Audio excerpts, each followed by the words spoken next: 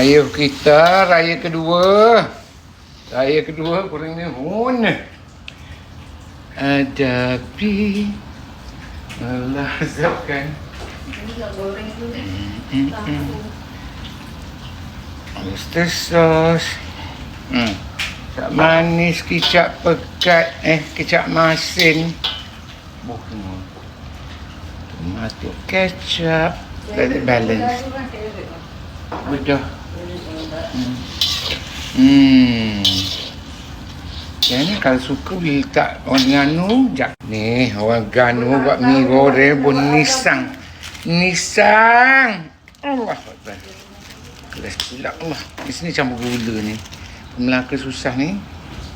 Nak patahkan mesti campur gula. Bodek. Saya cakap kamu saja. Saya korek. Saya cakap korek itu kok. Tak payah. Tak mampu. Mati baru. Meninggal baru. Masih nak meninggal baru.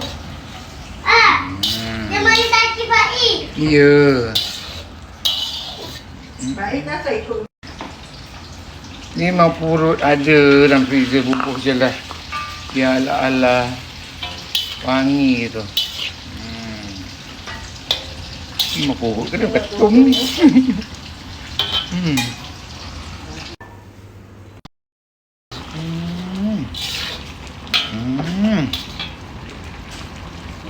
Lepas tu. Kalau banyak.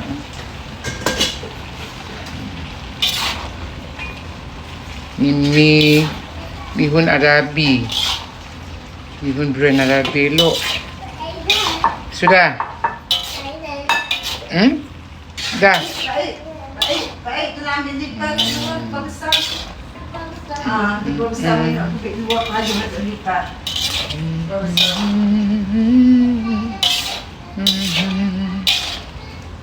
Dekat kolam tu lah.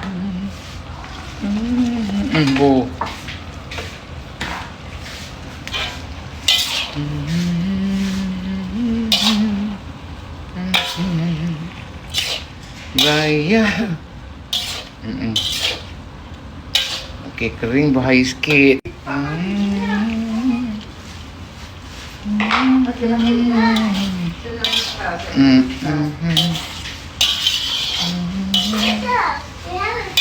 Apa Pak Ik pergilah mandi, dah mandi pergi pakai lotion dulu. Pakai lotion. Lepas tu ke solat Zuhur. Pakai lotion solat Zuhur kau. Coming together nicely. Okay. Seduk kot bawah supaya tak pecah. Supaya tak putus.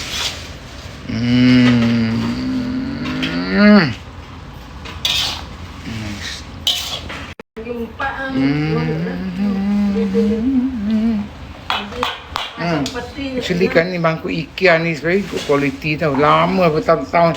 Lebih pada dekat 20 tahun aku, tapi tebal. Tak tahulah kualiti sekarang. Yang sekarang ni tebal, yang dulu tebal elok. Ini cheap.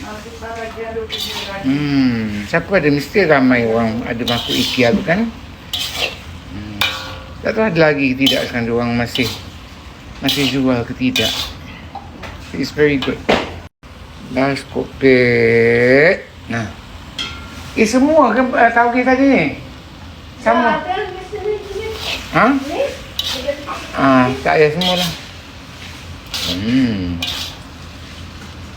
Very nice. Jangan potong gini tau. Jangan potong segini. Seduk ke bawah. Kan dia jadi sekarang lumat mihun ni. Lepas tu gendam pun jangan lama sangat.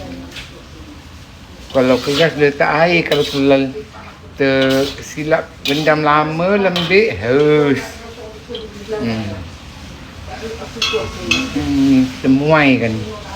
Muaikan. Nak suka kering, keringkan. Nak suka basah, basahkan. Yang penting dia sos tu mesti rasa sedap dulu. Baru letak mi. Kalau sos dia haus, bila letak mi lagi tambah hebeh. Dah siap. Alhamdulillah.